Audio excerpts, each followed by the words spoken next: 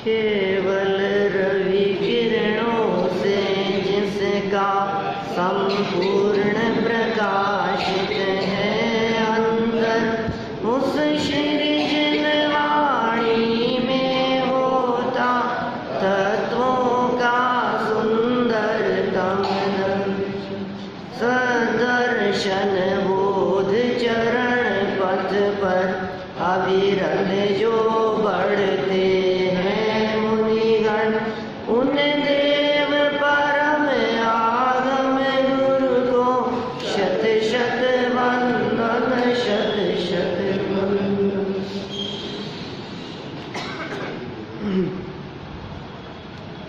देव शास्त्र गुरु उनकी यह पूजन है। पूजन के माध्यम से हम देव शास्त्र और गुरु उनके चरणों में ये द्रव्य समर्पित करते हुए अपनी भावनाएं व्यक्त कर रहे हैं।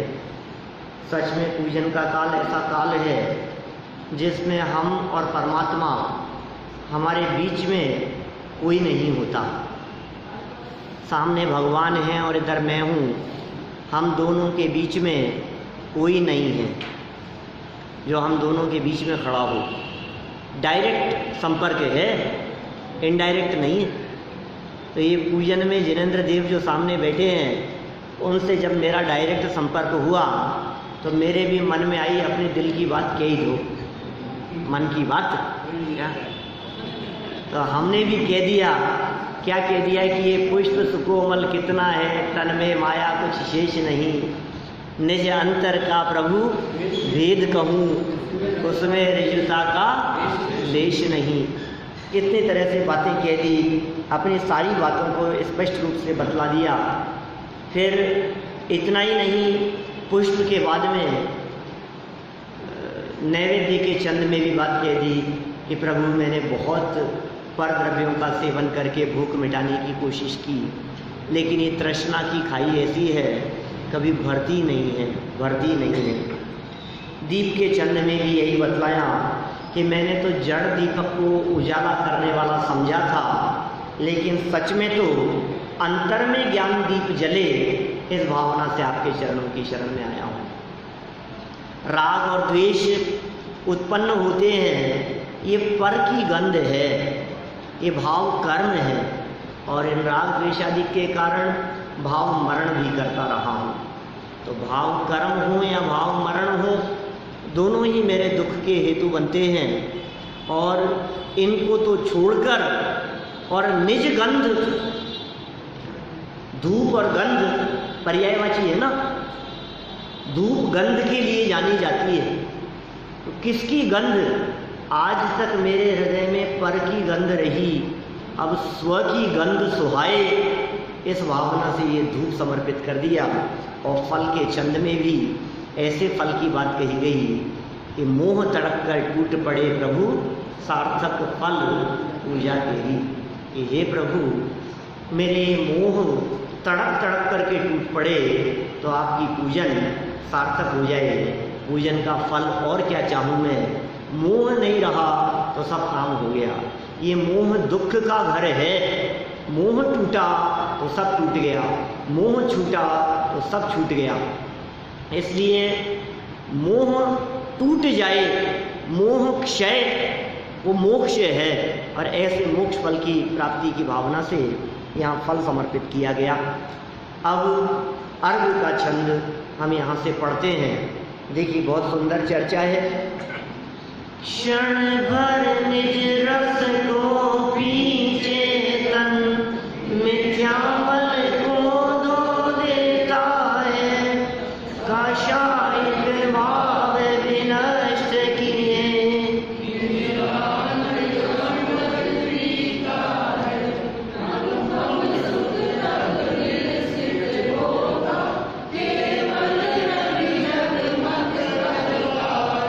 दर्शन बल पूर्ण प्रकट होता, यही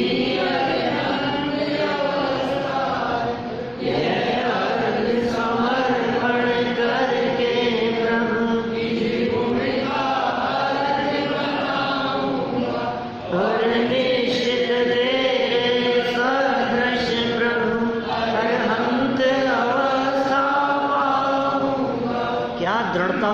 लिखे गए होंगे, ये वचन जब निकले होंगे, हैं, कितनी दृढ़ता होगी कि हे जिनेंद्र देव, तुम जैसा बनने के कारण शरण तुम्हारी आया। हे भगवान, आपने और मुझ में कोई अंतर नहीं रहे, अब आप जैसा बनना है मेरे को। शिष्य गुरु के चरणों में आकर के कहता है कि गुरु मुझे आप जैसा बनना है।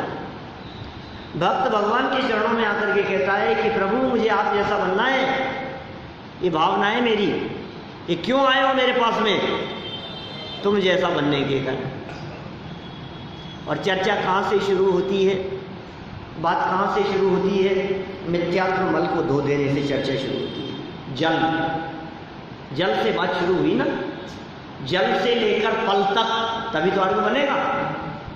अर्घ तो जल से लेकर के फल तक समस्त द्रव्यों को मिलाकर के बनाया जाता है। अर्घ मतलब ही होता है समूह।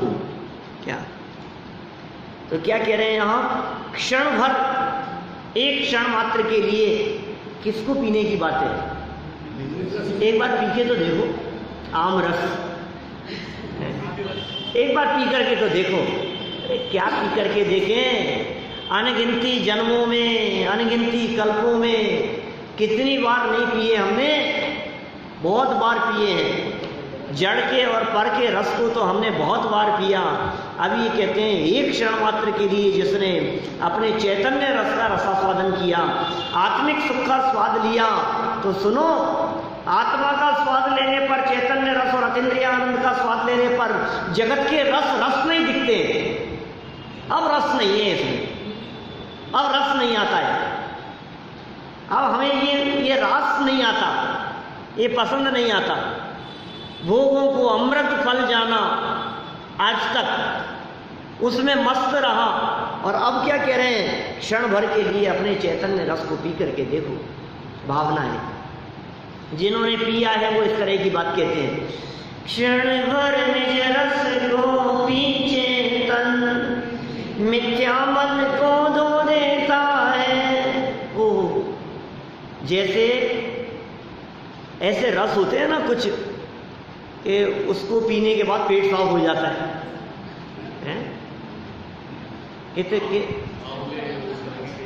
कई तरह के होते हैं ऐसे रस। तो वो क्या करते हैं कि वो अंदर से सब धो देगा। क्या एक बार तुम ये रस पियो, सब धुल जाएगा। ऐसे ही हम कह रहे हैं, एक बार तुम चेतन रस को पी करके देखो, तुम्हारा जो मिथ्यात्व रूपी जो मल चढ़ा था ना, क्या जैसे त्रिफला पीने से वो पेट का मल साफ हो जाता है, इसी तरह से ये चैतन्य रस को पी लेने से मिथ्यात्व रूपी मल धुल जाता है, मिथ्यात्व रूपी मल साफ हो जाता है। मिथ्यात्व रूपी मल मतलब मैल, मिथ्या मतलब झूठ, ये झूठी मान्यता रूपी जो मल चढ़ा था, ये सब धुल जाएगा। क्षण भर निज रस को पीछे तन, मिथ्या मन को धो देता है। और फिर क्या होगा? अब मिथ्यात्व मल तो धुल गया, लेकिन अभी कषाय बची है। क्या दर्शन मोह तो चला गया, अभी चारित्र मोह बचा है। अब अगला प्रयास जो होगा वो चारित्र मोह को नष्ट करने के लिए होगा। फर्स्ट स्टेप में, पहले प्रयास में दर्शन मोह का नाश किया जाता है, और फिर उसके पश्चात प्रयास होता है चारित्र मोह के नाश के लिए। लेकिन जगत में दर्शन मोह तो दिखता ही नहीं है, लोग कषायों को ही अपराध मान लेते हैं। असली अपराध कषायों का नहीं, असली अपराध तो श्रद्धा का है, असली अपराध तो मान्यता का है, असली अपराध तो अभिप्राय का है। पहले वो मिथ्यात्व रूपी मल निकले, उसके बाद फिर चारित्र मोह को नष्ट करने की बात आएगी। मिथ्यात्व रूपी मल तो अंदर पड़ा हो और बाहर में चारित्र प्रकटता की बात करें तो नहीं होगा भाई। काशायिक भाव विनष्ट किए, फिर क्या होगा? निज आनंद अमृत पीता है। क्या बात हो गई? देखो, पहले तो क्षण भर के लिए उस रस को चखने की बात कही थी। क्या उसको चखते ही तो मिथ्यात्व चला गया। अब उस रस में तल्लीन हो गए तो कह रहे आनंद अमृत पीने लगा। अब भूमिका बढ़ गई ना, क्या कषाएं नष्ट हो गई, अप्रत्याख्यान प्रत्याख्यान वगैरह भी चले गई, तो अब तो क्षण क्षण में अंतर्मुख हो अतीन्द्रिय आनंद रस के झरने झरते हैं। आनंद के झरने झरते प्रदेशों में निज ध्यान जन धरते हैं। हमारे महामुनिराज कषाय नष्ट होने पर फिर क्या होगा, और आगे बढ़ेंगे तो अनुपम सुख तब विलसित होता। फिर क्या होता है, तब क्या होगा, अनुपम सुख विलसित होने लगा। गुणस्थान 11वां 12वां हो गया। अनुपम सुख विलसित होने पर क्या, और वही अनुपम सुख 11वां 12वां गुणस्थान 13वां होते अनंत सुख में बदल जाता है। केवल रवि जगमग करता है, केवल ज्ञान रूपी सूर्य जगमगाने लगा, 13वां गुणस्थान हो गया। दर्शन और बल ये भी पूरी तरह से प्रकट हो गए। इस अवस्था को अरहंत अवस्था कहते हैं। यह ही अरहंत अवस्था है। अनंत चतुष्टय प्रकट हो गए। अनुपम सुख, एक तो है सुख, अनंत सुख हो गया। फिर केवल रवि, ये केवल ज्ञान की बात हो गई। फिर दर्शन या अनंत दर्शन की बात कही। फिर बल या अनंत वीर्य की बात कही। ये चतुष्टय हुए ना, ये अनंत चतुष्टय है। लाइन नंबर 3 और 4 इन दोनों लाइनों में यह अनंत चतुष्टय प्रकट करने की बात कही है। और जब ऐसा अनंत चतुष्टय प्रकट होता है तो कहते हैं ये सच्ची अरहंत अवस्था है, इसका नाम अरहंत अवस्था है। अब बन गए भगवान, तो साहब ये तो भगवान बनने तक की बात बतला दी। मिथ्यात्व नष्ट होने से लेकर, माने पहले गुणस्थान से लेकर 13वें गुणस्थान तक प्रकट करने की विधि और प्रक्रिया को इन्होंने बतलाया। अब क्या चाहता है, पहले भगवान के स्वरूप का स्मरण किया। देखो जिनेंद्र देव की पूजन में भगवान के स्वरूप का स्मरण किया फर्स्ट पहले स्टेप पर, और सेकंड स्टेप पर फिर कहा कि आपका स्वरूप मुझे पसंद आया है, मुझे भी ऐसा बनना है। भगवान को देखा, भगवान का स्वरूप देखा, और क्या गजब स्वरूप है प्रभु आपका। तो पहले तो वो 4 लाइनों में बतला दिया, फिर 2 लाइनों में अपनी भी बात कह दी। प्रभु तेरे पद का प्रत्याशी हूँ, प्रभु तुम जैसा बनना है मेरे को। यह अर्घ समर्पण करके प्रभु निज गुण का अर्घ बनाऊंगा, हर निश्चित तेरे सदृश प्रभु अनंत अवस्था पाऊंगा। क्या करते हो ये पूजा है? कितनी बार की है अपन लोगों ने ये पूजा। तो क्या कह रहे हैं, देखो आप ये अर्घ, मानो अर्घ हाथ में होता है ना, आप जानते हैं संकल्प लिया जाता है द्रव्य हाथ में लेकर। संकल्प कैसे लेते हैं, जाप में कभी बैठे हैं आप इस तरह से पूजन विधानों में, जाप में, अनुष्ठानों में, तो हाथ में द्रव्य लेकर संकल्प कराया जाता है, और वो संकल्प लेकर फिर वो सामग्री समर्पित की जाती है। तो ये जो अर्घ है ये मैंने हाथ में ले लिया, और हे जिनेंद्र देव प्रतिज्ञा है मेरी। क्या क्या प्रतिज्ञा है, कि निश्चित तेरे सदृश प्रभु अनंत अवस्था पाऊंगा। ये संकल्प है मेरा, अर्घम मेरे को पानी स्वाहा। क्या कहा, ये अर्घ समर्पण करके प्रभु क्या क्या करना चाहते हो अर्घ समर्पण करके, कि निज गुण का अर्घ बनाऊंगा। असली काम तो अपने गुणों का अर्घ बनाना है। बोलो,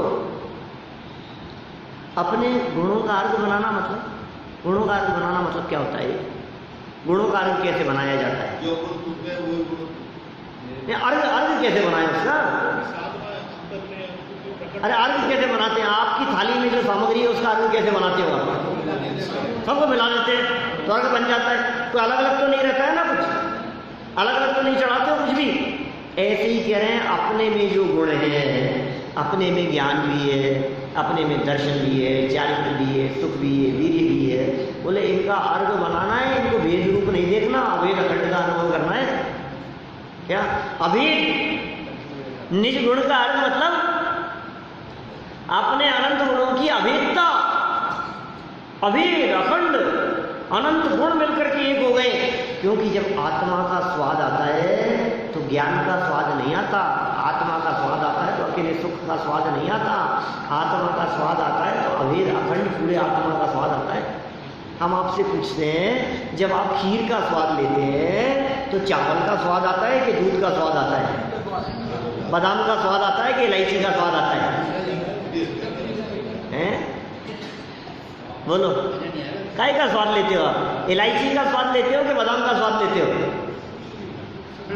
नहीं, इलायची का स्वाद अलग है, बादाम का अलग है, मीठे का अलग है, चावल दूध आदि का अलग है, लेकिन सबका मिलकर के एक स्वाद का नाम है खीर का स्वाद। तो सभी खीर का स्वाद अलग है, भेद नहीं है। क्या भेद दिखे तो फिर खीर का स्वाद नहीं है। आपने जैसे ही बोला मीठा थोड़ा सा कम है, क्या तो आपने खीर नहीं मीठे की तरफ ध्यान दिया है। क्या दिमाग में चल रहा है दूध 60 रुपए किलो है, गई भैंस पानी में, गया खीर का स्वाद। अरे ये जो स्वाद जब लिया जाता है किसी भी चीज का स्वाद, तो कैसे होता है वो स्वाद? अर्घ बन करके, जल अलग नहीं रहा, चंदन अलग नहीं रहा, अक्षत पुष्प नैवेद्य दीप धूप फल सब मिलकर के बोले एक हो गया। अब इसमें बादाम मत देखो अलग, अभी अर्घ है ये। तो यह अर्घ समर्पण करके प्रभु, अर्घ प्रेरणा दे रहा है मेरे को, ये अर्घ मुझे प्रेरित कर रहा है कि जैसे इसको बनाया है ऐसे अनंत गुणों का अर्घ बनाऊंगा। तो क्या होगा उस अर्घ को बनाने से? निश्चित दृढ़ता है, दृढ़ता है इस निश्चितता में। क्या संकल्प है ये, साहब ये काम करोगे? हाँ कर लेंगे, नहीं करेंगे कब? हाँ मन तो है करने का, नहीं करूंगा ही। क्या निश्चित? क्या आपकी क्या भावना है? निश्चित, पक्का। तो ये पक्का कर रहे हैं आप निश्चित कह करके, ये हल्की फुल्की भावना नहीं है, ये प्रतिज्ञा है। निश्चित तेरे सदृश, सदृश मतलब समान, तेरे सदृश आपके समान, आपकी अवस्था जैसी, जैसी आपकी अवस्था है प्रभु, अरहंत अवस्था पाऊंगा, अरहंत अवस्था की प्राप्ति अवश्य ही करूंगा। ओम ह्रीं श्री देव स्वरूभ्यो अनर्घ पद प्राप्त अर्घम निरूपामि। देखो क्या अनर्घ पद प्राप्त है, अनर्घ क्या मतलब? बहुमूल्य। क्या अनर्घ अमूल्य पद की प्राप्ति की भावना से यार समर्पित कर रहे हैं आपको। इस तरह से ये अष्टकुल की चर्चा, अर्घ तक की चर्चा अपनी यहाँ हुई। जयमाला प्रारंभ करते हैं हम लोग। जयमाला में प्रथम छंद के उपरांत 12 भावनाएं शुरू की है। सबसे पहला छंद स्तवन। स्तवन माने स्तुति। जयमाला है वास्तव में तो। जयमाला का मतलब भी क्या होता है? जयमाला मतलब क्या होता है? जिनकी पूजन की जा रही है उनकी जय जयकार रूपी माला बना दी शब्दों के माध्यम से, उनका वर्णन करते हुए। जिनकी पूजन है, जयमाला में क्या हुआ, क्या बात लिखी जाती है जयमाला में? बोलो। अच्छा, आदिनाथ भगवान की पूजा है तो कमठ के उपसर्ग की और वो क्षेत्रपाल पद्मावती आ गए थे, वो सब आदिनाथ भगवान की पूजा की जयमाला में लिखूं तो है? नहीं चाहिए। आदिनाथ भगवान की पूजा में तो आदिनाथ भगवान की चर्चा होनी चाहिए। महावीर भगवान की पूजा में महावीर भगवान की चर्चा होनी चाहिए, उनका गुणानुवाद होना चाहिए। उनकी जय जयकार, उनकी कीमत है, वो महिमा हमारे हृदय में आनी चाहिए। किसमें? जिसकी पूजन है। तो देव शास्त्र गुरु की पूजन में चर्चा किसकी होनी चाहिए? देव शास्त्र गुरु। वो चर्चा की है इन्होंने। पहले 12 भावनाओं की भी बात कही, वैराग्य की बात कही, और फिर देव शास्त्र गुरु के स्वरूप की बात कही। देखिए 2 पंक्तियां बोलते हैं अपन। भगवन में जी भर घूम चुका, कण कण को जी भर भर देखा, मृग सम मृग तृष्णा के पीछे, मुझको न मिली सुख की। क्या कह रहे हैं? भवन में जी भर घूम चुके कि चुका, क्या है शब्द, क्या है? भवन में जी भर घूम चुका। ये वाक्य इस बात को सूचित करता है कि मैं अपनी बात कर रहा हूं। भवन में जी भर घूम चुके, क्यों भैया घूम चुके? नहीं घूम चुका क्या? आप यूरोप घूम चुके? मैं भी घूम चुका क्या? तो घूम चुके। भवन में जी भर व्यक्तिगत बात है भाई, ये पर्सनल बात है भगवान के सामने। भव रूपी वन में, भव मतलब दुनिया, संसार, वन जंगल के समान है, अथाह है, अंत नहीं दिखता इसका कहीं। और क्या कह रहे हैं? जी भर। ये जी कौन है? ये जी किसी के सम्मान का सूचक नहीं है। जी के साथ में भर लगाया है, जी भर। मत खुशी से मत, खुशी मत कहो हैं? जी भर गया, अब थक गया बस, अब नहीं। जी भर के खा लिया मतलब अब नहीं। जी भर के घूम लिया मतलब अब नहीं। बच्चों को तेरा जी नहीं भरता है क्या खेलने से? क्या तेरा जी नहीं भरता है क्या? तो जी भरने का मतलब अब पीछा छोड़ो। जी भरने का मतलब अब नहीं। घूम चुका, सच बतलाओ, जी भर गया क्या? बताना। भाव मन में घूमते फिरते हुए अपने हृदय पर हाथ रख करके सोचना, क्या हमारा जी भर गया क्या? हैं? अभी कहाँ घूमना बाकी है? अभी तो सामान्य जाना बाकी है, अभी तो हमें जाना बाकी है, अभी तो बेनाड में प्रतिष्ठा हुई है, नया बना है, वहाँ बेनाड जाना बाकी है, अभी तो वहाँ जाना बाकी है, इधर उधर घूमना फिरना बाकी है। हाँ बोलो, कहाँ जाने की सोचता है ये? अमेरिका, लंदन, जापान, रूस, फ्रांस, अफ्रीका, कहाँ घूमने की सोचता है? यहाँ चलो, वहाँ चलो, शिखर जी चलो, बुंदेलखंड चलो, अरे क्या दर्शन है साहब, यहाँ चलो 2 दिन, मंगलायतन चलो। कैसे कैसे बनाता रहता है ये, विचार बनाता रहता है अपने अपने। ये क्या कह रहे हैं? अभी थका नहीं है, अभी संसार से तुझे थकान भाषित नहीं हुई, अभी तुझे ऐसा लगता नहीं है क्या कहाँ घूमना बाकी है क्या? अब तो आकर बैठो प्रभु शुद्धात्म की छाँव में, हैं? अब तो आके बैठो चेतन, हैं? चैतन्य के दरबार में, अपने दरबार में आकर के बैठो, शांति से अपने स्वरूप में आकर के बैठो। ऐसा नहीं लगता है कभी? बहुत हो गया भैया, अब कहीं नहीं। ऐसा लगता है हमारे को कभी कभी? आप लोगों को लगता हो या नहीं? क्या बहुत कर लिया प्रचार प्रसार, बहुत घूम लिए, बहुत जगह जगह जा कर के, गाँव में, शहर शहर में, पूरे देश में, दुनिया में, जगह जगह जा कर के, यहाँ चले गए, वहाँ चले गए, आगे से आगे कार्यक्रम, यहाँ मेरी प्रतिष्ठा है, यहाँ पंच कल्याणक है, यहाँ शिविर का आयोजन है, यहाँ ऐसा है, यहाँ उत्सव मना रहे हैं, यहाँ ये करवाना है, वहाँ जगह जगह खूब हो गया, यहाँ प्रवचन, वहाँ प्रवचन, यहाँ विधान, वहाँ विधान, बहुत कर। हमें लगता है बस बहुत हो गया। यहाँ अष्टानिका में, यहाँ पर 10 लक्षण में, यहाँ पर इस शिविर में, यहाँ पर कभी यहाँ प्रशिक्षण शिविर लग रहा है, कभी यहाँ शिक्षण शिविर लग रहा है, कभी यहाँ आध्यात्मिक शिविर लग रहा है, कभी यहाँ क्या हो रहा है, ऐसा लगता है ना। कब तक थकान लगती है? बैठ जाओ बस शांति से, कहीं जाना न आना, बस अपन और अपना बड़ा बंदे हैं। हाँ कहीं नहीं। क्या कह रहे हैं यहाँ? भगवन में जी भर घूम और कैसे, किस तरह से घूमने की बात कर रहे हैं। कण कण को जी भर भर देखा। आईफिल टावर देखा? हाँ देखा है क्या? वो देखा क्या? लंदन में ये देखा, पेरिस में ये देखा, वहां पर ये देखा, उस जगह ये देखा। तूने अपने आप को देखा कि नहीं? वो तो नहीं देखा।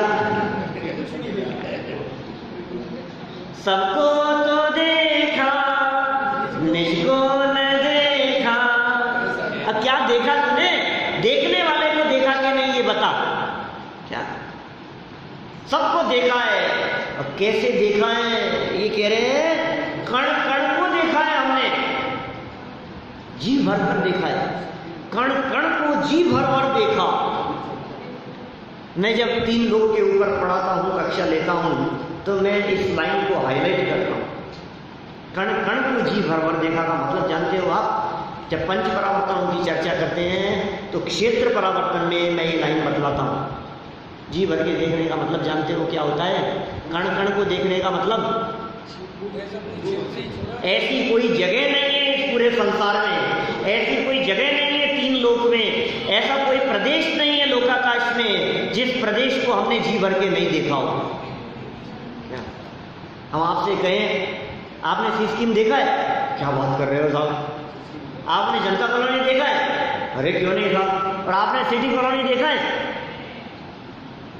हमसे कोई पूछे, कोई बाहर कि साहब आप जयपुर घूमे हो कभी? गौरी बाजार देखा है आपने? आप क्या कहोगे? बोलो क्या बोलोगे? क्या बात कर रहा है? मेरा जन्म हुआ है वहां। क्या गली गली चप्पा चप्पा जानते हैं क्या? इन बाजारों और इन गलियों में जिंदगी बिताई है हमने। क्या क्या कह रहे हो आप? ये मेरी जन्म स्थली है, यहाँ जन्म हुआ है ना? बोलो अभी बोलो, जिस जगह पर हमारा जन्म हुआ हो उससे ज्यादा परिचित हमारे लिए कौन सी जगह हो सकती है? उस जगह पर कोई व्यक्ति आपके लिए घूमने की बात कहे तो आपको लगता है अरे खूब देखा है, खूब घूमा है। ऐसे ही हम कह रहे हैं लोकाकाश के प्रत्येक प्रदेश पर जन्म हुआ है ऐसा आपका।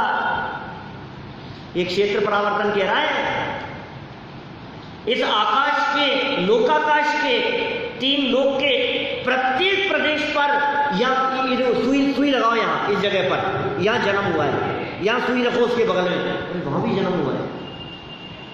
उसके बगल में एक सुई और चुबाओ, बोले यहाँ भी जन्म हुआ है, यहाँ भी जन्म हुआ है, यहाँ जन्म हुआ कि नहीं हमारा? इस जगह जन्म हुआ है। हाँ ये मैंने उंगली यहाँ उठा रखी है, यहाँ जन्म हुआ है कि नहीं? ये भी सब जगह। ऐसा नहीं कि नीचे धरातल पर, प्रत्येक प्रदेश पर एकेंद्रीय बनकर के बोलो जन्म लिया है हमने, कण कण पर जन्म लिया है, जी भर करके देखा है, ये कह रहे हैं यहाँ पर। तो फिर साहब इतना जी भर के यदि तुमने सारी दुनिया में देखा होगा तो तुम्हें तो बहुत मजा आया होगा। और वाह कितना मजा आया। और यार क्या बताऊं, हम तो परेशान हो गए। होटल में व्यवस्था अच्छी नहीं थी, गाड़ी नहीं मिली, और क्या करें, गए तो थे वहाँ घूमने के लिए, लेकिन बरसात इतनी तेज थी कि कहीं घूम ही नहीं पाए, और फिर क्या वापसी की फ्लाइट थी, और क्या करें? कितना घूमे आप, और साहब क्या करें। कई लोग ऐसे हैं सम्मी शिखर जी जाते हैं और बिना वंदना के वापस आना पड़ता है। 4 दिन वहां रुके, मौसम इतना खराब था, इतनी तेज बरसात थी, चढ़ ही नहीं पाए, जा ही नहीं पाए हम, और वापसी रिजर्वेशन था। अब क्या करें?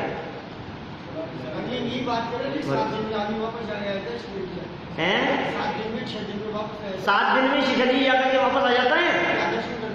और क्या दर्शन करता होगा, कोई भरोसा नहीं है उसमें भी वंदना हो के नहीं हो आपकी। ऐसा भी तो हो सकता है कि नहीं। आप यहाँ से समझ लो पेरिस गए, और पेरिस जाकर के आप नहीं देख पाए आईफिल टावर, नहीं हुई ऐसी स्थिति। हम लंदन गए और लंदन जाकर के हम कोहिनूर हीरा देखने के लिए गए, क्या टिकट हो गए, सब हो गए और सब देखना था। अब वो जिस उसमें था क्या कहते हैं, जिस म्यूजियम में था, समझ लो आप, अब उस म्यूजियम की जगह गलती से पैकेज में दूसरे म्यूजियम का टिकट था। क्या अब क्या करें बोलो? अब तो वापस आना है, हमारे प्रवचन करो, कार्यक्रम हो, वापस लौट करके आना है। तो देखा ही नहीं हमने। क्या अब अगले साल फिर जाएंगे तो फिर देख के आएंगे। क्या क्या करें? आपने देखा कि नहीं? और पेरिस गए, आईफिल टावर नहीं देखा। अरे क्या करें साहब, हम तो नहीं देख पाए। ये कह रहे ये चीज नहीं देखी, हम क्या करेंगे? ये कह रहे हैं संसार समुद्र में इतना घूमे तो तुम्हें सुख तो मिला होगा, तुम घूमे क्यों थे? मृग सम मृग तृष्णा के पीछे मुझको न मिली सुख की रेखा। क्या कह रहे हैं? मृग सम, हिरण के समान, मृग तृष्णा, धोखा, भ्रम। मृग तृष्णा कहते हैं भ्रम है। मृग तृष्णा माने धोखा है। मृग तृष्णा माने सच्चाई नहीं है। मृग तृष्णा माने वास्तविक नहीं है।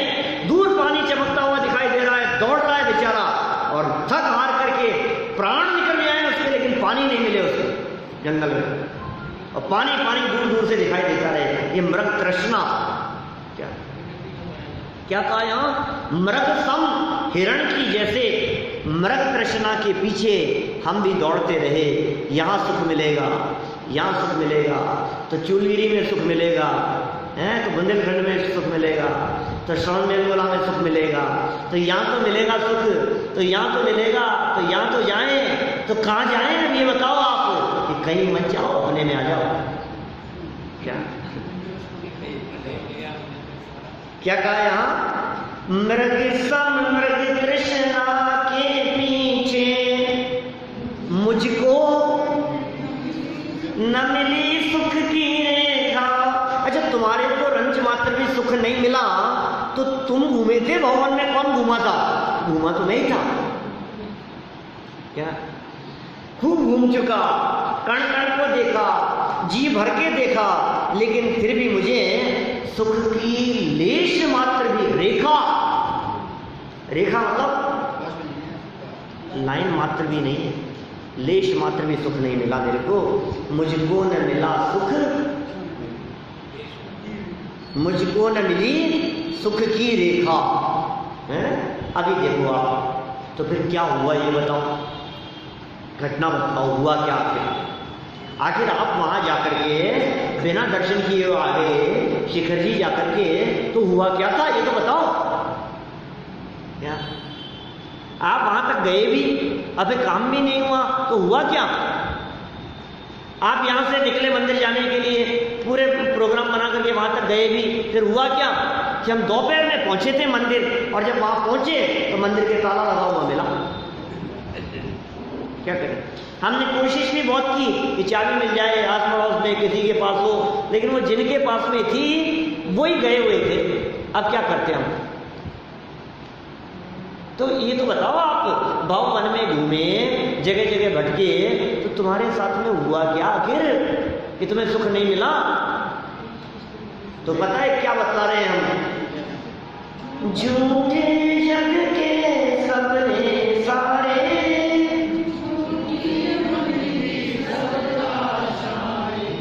तन जीवन यौवन आश्रित, ये भावनाएं, क्या ये स्वरूप बतला रहे हैं। क्या क्या बीता हमारे साथ में, अनित्य, हमने अनित्यता को देखा। हम सारे जगत में घूमे तो हमने आचरणपना देखा, हम पूरे जगत में घूमे तो हमने संसार की असारता को देखा। ये देखा हमने, क्या देखा आपने बतलाओ? वेनिस गए तो आपने क्या देखा बतलाओ? अरे हमने ऐसा फटाफट देखा वहां का, क्या ऐसे टूटे मकान देखे, हमने कहा हमारा इंडिया इससे अच्छा है। क्या बोलो, है कि नहीं? वहां वेनिस में पूरा पानी में है ना, और वो नाव में बिठा करके पानी में घुमाते, तो जहां नाव में बिठा करके पूरे नगर में घुमाया, क्या उस कंट्री में, तो क्या किया? आप जाके आए हो ना अभी, तो अब देखो, अब उसमें जब घूमते हैं तो क्या देखा आपने? लोगों को अपने घरों में भी जाना होता है तो नाव में बैठ के जाते हैं, पानी में है। तो जहाँ पानी है ना, जहाँ वहाँ ऐसी काई जम रही है वहाँ कॉर्नर पर मकानों में, और ऐसे ईंटें टूटी हुई दिखाई दे रही है। मैं तो उसकी फोटो खींच करके लाया था, गया था तो मैंने कहा ये देखने के लिए आए हैं हम यहाँ। बोलो क्या देखा तुमने, बतलाओ। मजा नहीं आया तुम्हारे को? बहु वन में घूमे तो तुम्हें मजा नहीं आया कि नहीं आया? कि क्यों नहीं आया? कि हमने जहाँ देखा वहाँ हमारे को अनित्यता दिखी। संसार में जहाँ देखा हमें अशरणपना दिखा। संसार में जहाँ देखा हमें संसार की असारता दिखाई दी। ये सब यहाँ बतला रहे। तुमने क्या देखा? बहु वन में जी भर घूम चुका, कण कण को जी भर भर देखा, मृग सम मृग तृष्णा के पीछे मुझको ना मिली सुख की रेखा। क्या? तो देखो फिर क्या कहते हैं आगे। तो अब इन्होंने यहाँ 12 भावना की चर्चा प्रारंभ की, फिर कुछ बातें बतलाएंगे अनित्य, अशरण, संसार आदि तथा अन्यत्व, अशुचि के माध्यम से अशास्त्र। फिर बात थोड़ा सा ट्रैक बदल करके बात करेंगे। अब मुझे क्या चाहिए, मैं क्या भावना भाता हूँ, भावनात्मक लेवल पर बात की है यहाँ। झूठे जग के सपने सारे, देखो ये जो है ना, झूठे जग के सपने सारे, इनमें 2 बातें ली जा सकती है। जग झूठा है, एक तो ऐसा सारा जगत झूठा है, और दूसरा ऐसा अर्थ करो कि जग के सारे सपने झूठे हैं। क्या? झूठे जगत में सब कुछ सपना मात्र है, और एक जगत के जितने सपने हैं, ऐसा बना लूंगा, ऐसा बना लूंगा, ऐसा हो जाएगा, ऐसा हो जाएगा, ये सब सपने हैं सब, और झूठी मन की सब आशाएं, मन की इच्छाएं, आशाएं, आकांक्षाएं, वो भी सब क्या है? झूठे हैं। और इतना ही नहीं, तन जीवन यौवन स्थिर है। तन जीवन और यौवन, तन मतलब शरीर, तन मतलब शरीर, जीवन क्या भरोसा है इसका? आयु, यौवन, अरे अपन तो क्या जवानी में जो जोश रहता है, ये कह रहे हैं भैया अस्थिर है। क्या तुम्हारा शरीर कब तक रहेगा? उम्र के हिसाब से सब ढीले पड़ जाते हैं। जैसे जैसे उम्र बढ़ती है शरीर जवाब देने लगता है। क्या आंख नाक कान सब जवाब देने लगते हैं, घुटने जवाब देने लगते हैं, कमर जवाब देने लगती है। अब वो जो जवाब दे रहे हैं उस जवाब को सुनो तो सही।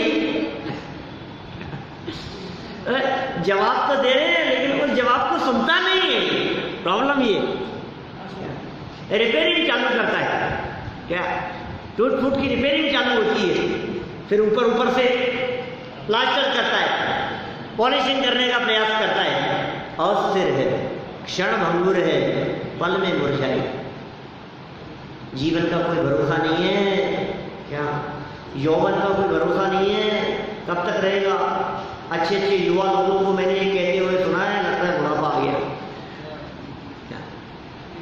35-40 साल की उम्र में क्या बुढ़ापा आ गया, ऐसा कहते हुए दिख जाते हैं। क्षण भंगुर, पल में मुरझाए। ये तो बात हुई अनित्यता के संदर्भ में। सब कुछ क्षण भंगुर है, सब कुछ अनित्य है। हाँ साहब, बात तो सही है। हमने 12 भावना की चर्चा की थी ना थोड़े समय पहले, पिछले भाग में। वही 12 भावनाएं हैं, स्टाइल अलग प्रकार से, शब्द अलग हैं, भावना वही है। पहली भावना का नाम क्या है? मैंने नाम भी याद कराए थे, भूल गए आप लोग?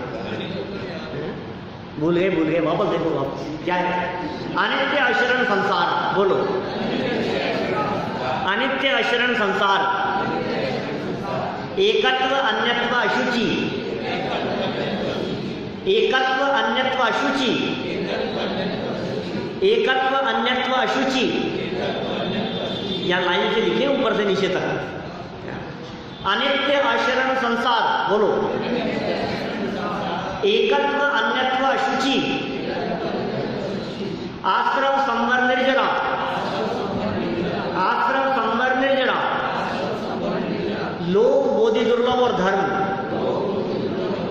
लोक बोधि दुर्लभ और धर्म। याद करना भाई, 2-4 बार बोलोगे तो नाम याद होंगे आपको। क्या तो पहले अनित्यता की बात हो गई। क्षण भंगुर, पल में मुरझाए, पलक झपकती, ऐसा है पल में मुरझाए जैसा है। हम छत पे खड़े थे, रेनबो दिखा हमारे को और हमने नीचे से आवाज अरे बेटे जल्दी आना, छत पे आवाज करके देख, और वो आया तब तक तो अब क्या है, अब तो गया खत्म। क्या अब नहीं दिखाई दे रहा है। वो इंद्रधनुष गायब हो गया आसमान में से। कैसे गायब हो गया? क्षण भंगुर है। बिजली की चमक के समान, चपला चपलाई, सुरधनु चपला चपलाई, इंद्रधनुष और बिजली की चमक के समान, ये सब क्षण भंगुर है।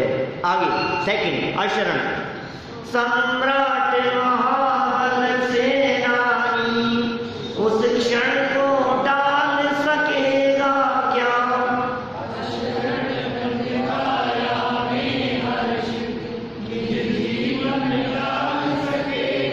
बोलो जवाब तो दो हमारे को, है आपके पास में कोई जवाब?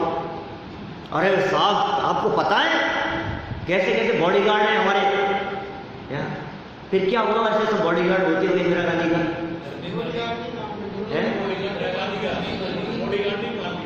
बोलो ये क्या कह रहे हैं यहाँ पर? रक्षक हैं, सम्राट हैं क्या? अरे अपने जो खास दोस्त हैं, कौन? मोदी जी। क्या नरेंद्र मोदी की जोड़ी ने कह रहा हूँ, आप गलत समझ जाएंगे। दूसरा मोदी है, वो दोस्त है मेरा। आप मोदी मोदी कहते हैं, आपको नरेंद्र मोदी क्यों दिखता है?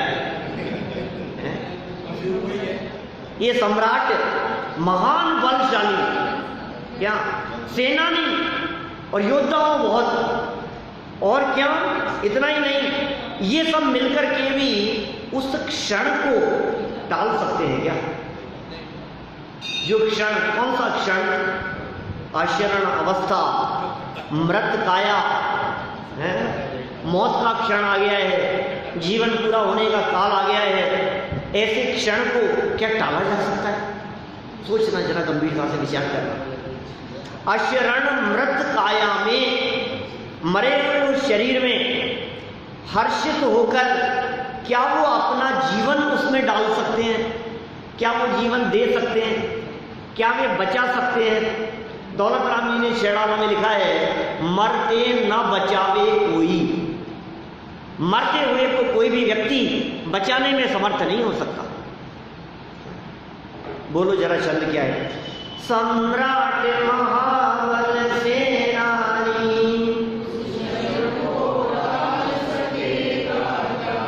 हशरण व्रत काया में हर्षित निज जीवन डाल सके। हर्षित, हंसते हंसते मैं अपना जीवन देता हूं। दे सकते हो आप, अपनी किडनी दे सकते हो, क्या खून दे सकते हो, बॉडी के पार्ट्स दे सकते हो, आंखें दे सकते हो, लेकिन जीवन दे सकते हो के लिए जिंदगी नहीं दे सकता। क्या आप भले व्यवहार में कुछ भी कहो, क्या जीवन दिया है साहब इन्होंने अपना, क्या मंदिर के लिए इन्होंने अपना जीवन दे दिया, समाज के लिए इन्होंने अपना जीवन दे दिया। दे सकते हो, लेकिन क्या ये संभव है? कोई अपना जीवन दे सकता है? जीवन दिया जा सकता है किसी को? जीवन किसी में डाला जा सकता है? कोई व्यक्ति मर रहा हो और मरते हुए डॉक्टर साहब बचा लो इनको, बचा लो इनको, ये क्या करूं मैं कि इसकी जिंदगी पूरी हो रही है, कि नहीं थोड़ा सा मेरा दे दो। आप व्यवहार में भले ही कह दो कि मेरी आयु इनको लग जाए, क्या हे भगवान, क्या मेरी उम्र इनको लग जाए, है लग जाए, ऐसे लग जाएगी, ऐसे ऐसे कहने से लग जाती है, मेरी उम्र इनको लग जाए, ये कैसे लगेगी? कुछ नहीं है, कुछ दम नहीं है इन बातों में। हमारी उम्र इनको लग जाए, भावना है कि जैसे हमारी उम्र इतनी लंबी है ऐसी उम्र इनकी भी हो। ये उम्र के अंदर लेने देने का हिसाब किताब तो होता नहीं है, कुछ लेने देने की चीज तो है नहीं। अरे अकेले सम्राट महाबलशालियों की बात नहीं की है। आप इन 12 भावनाओं को जगह जगह से उठा करके देखो तो कहेंगे दल बल देवी देवता और माता पिता और पूरा परिवार मिलकर के खड़ा है, यहाँ चारों तरफ घेर करके खड़ा है। हम देखते हैं, तुम चिंता मत करो, मैं मरने नहीं दूंगा तुम्हारे को, तुम चिंता मत करो। क्या कहीं नहीं जाओगे तुम, कुछ नहीं होगा तुम्हारे को। क्या नहीं होगा? कौन बचाए? मरते न बचावे कोई है, कोई न राखनहार, कोई बचाने में समर्थ नहीं है। दुनिया को तो देखते हैं, देख करके ऐसी बातें नहीं करते हैं। बात तो ये अपने को लग रही है क्या ये अवसर आएगा तो कोई बचाने वाला नहीं होगा। बोलो, अनित्य और आचरण दो चरणों तक की हमने यहाँ चर्चा की है। कोशिश करेंगे ये कल की चर्चा में इन 12 भावनाओं की चर्चा को संपन्न कर सकें। बहुत सुंदर है, गुनगुनाते रहो दिन भर इन पंक्तियों को, है ना। ऐसी ये पंक्तियाँ हैं। हम सभी का जीवन उस अनित्यता और अशरणता में भी अपने स्वभाव की नित्यता और स्वभाव की शरण खोज ले हमारी ऐसी दृष्टि बन जाए और अपने स्वभाव की शरण पूर्वक हम सभी के जीवन में सच्चा सुख प्रकट हो। इसी मंगल भावना से बात को यही विराम।